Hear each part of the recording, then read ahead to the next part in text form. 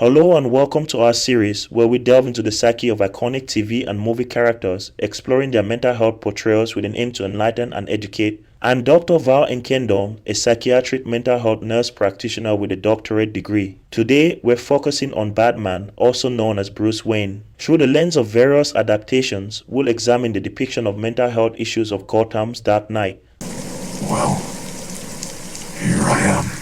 Billionaire by day, vigilante by night, Bruce Wayne's transformation into Batman was triggered by witnessing the tragic murder of his parents. This dual life sets the stage for a complex psychological profile shaped by deep-seated trauma, an unwavering sense of justice, and the stark contrast between his public persona and his hidden self. This pivotal event not only shapes his path but also embeds deep psychological scars. Using the Diagnostic and Statistical Manual for Mental Disorders DSM-5, we see his behaviors through the symptoms of PTSD, including flashbacks and severe distress. Yet, there's a complexity to his coping mechanisms, notably his distinct personas of Bruce Wayne and Batman, which serve more than just a narrative function. This is Harvey Dent. The famous Bruce Wayne. Rachel's told me everything about you. I certainly hope not. So let's put a couple tables together. I'm not sure that they'll let us. Oh, they should. I own the place. Is Batman a case of dissociative identity disorder, or is it merely complex role-playing? Despite the appearance of two distinct personas, Bruce Wayne exhibits control and awareness between his identities, a significant deviation from the criteria of diagnosing someone with dissociative identity disorder. When we speak of role-playing in the context of Bruce Wayne and Batman, we're not referring to the leisure activity many might think of. Instead, we delve into a psychological coping mechanism, a sophisticated strategy employed by Bruce Wayne to navigate his trauma and fulfill his mission to protect Gotham. This dual identity serves more than just a narrative function. It's a manifestation of Bruce's psychological response to his past traumas and his present responsibilities. Bruce Wayne's ability to seamlessly switch between his identity and the Batman persona serves as a crucial psychological strategy that allows him to exercise authority and assertiveness in scenarios where Bruce alone might hesitate due to vulnerability and trauma. This skill is vividly displayed in his encounter with Barry Allen, where, initially met with skepticism as Bruce Wayne,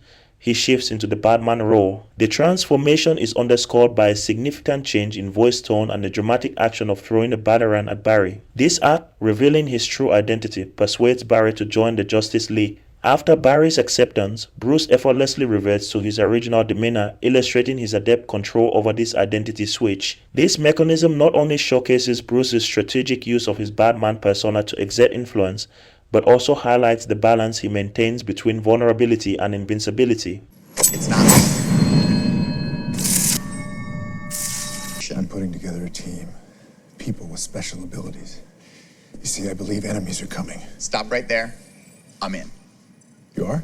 This role-playing is distinct from dissociative identity disorder, where individuals genuinely experience two or more distinct identities or personalities, each with its own pattern of perceiving and interacting with the world. But there's more to Batman's psychological profile, including traits that resemble obsessive-compulsive personality disorder, specifically his meticulousness, perfectionism, and control. Obsessive-compulsive personality disorder is characterized by a pervasive pattern of preoccupation with orderliness, perfectionism, and mental and interpersonal control at the expense of flexibility, openness, and efficiency. However, it's important to understand the difference between behavior that's pathological, meaning it's caused by a mental disorder, and behavior that's adaptive, which means it's a response to a particular situation or goal. Batman's behavior, his meticulous nature, and his moral code are adaptive. They are tools in his arsenal, ways he's adapted to meet the challenges he faces as Gotham's protector. This distinction between pathological and adaptive behavior is crucial. In Batman's context, what we observe is not pathology but rather a highly adaptive response to the unique challenges he faces. His rigorous planning is not compulsions driven by anxiety or a need for control, characteristic of obsessive-compulsive personality disorder, but strategic choices optimized for effectiveness against crime.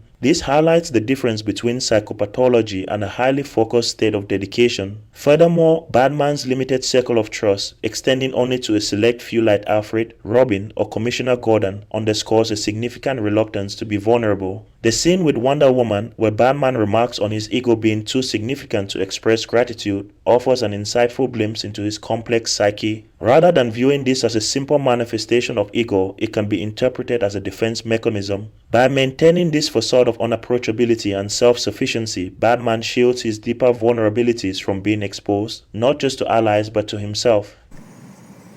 And you are welcome. My ego's far too big to say thank you to someone else. I developed this all-powerful persona to compensate for my childhood trauma. Batman's narrative could weave in themes of healing and growth, showing how Bruce's journey towards understanding and managing his mental health enhances his effectiveness as Batman. It would emphasize the message that true strength lies in acknowledging one's need for support and the ongoing process of healing, setting a powerful example for both characters within the story and the audience. In exploring Batman, Bruce Wayne through the lens of mental health, we uncover not only the depths of his character, but also the power of cinema to reflect and influence our understanding of psychological issues. This journey invites us to look beyond the mask, recognizing the importance of addressing mental health with empathy and openness.